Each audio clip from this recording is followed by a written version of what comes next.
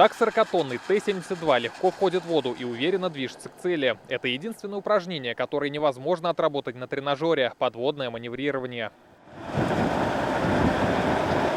На поверхности остается только воздушная труба. Видимость под водой нулевая. Специальная аппаратура подскажет направление движения и не даст сбиться с курса.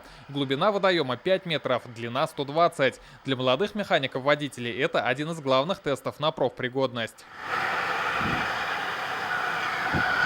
Чтобы выйти сухим из воды, экипаж перед стартом тщательно готовит свою машину к погружению. Так все люки намертво затягивают, а стыки и щели заделывают специальной смазкой. Нияз Кабиров один из первых, кто преодолел вододром. Говорит, экзамен – настоящая проверка на прочность. Под водой ничего не видно. Приходится самому ориентироваться, не теряться в этом. А на суше все видишь, все на виду, можно сказать. Главное – это морально подготовиться и не испугаться в нужный момент. Поэтому к воде допускают только после необходимого курса подготовки. В нее входят и упражнения по выживанию на глубине.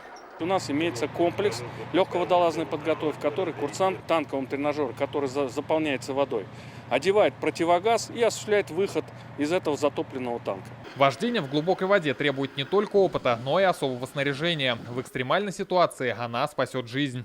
Противогаз ИП-5 предназначен для того, чтобы военнослужащий в водных условиях дышал под водой. Представляет собой регенеративный патрон и саму замкнутую систему воздушную. Военнослужащий сможет находиться в танке более часа в этом противогазе.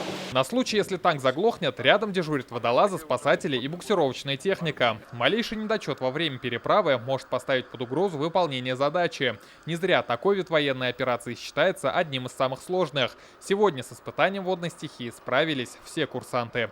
Рамиль Галиуллин, Вадим Илларионов, ТНВ, Казань. Закажи рекламу на ТНВ. Телефон в Казани 5 705 100.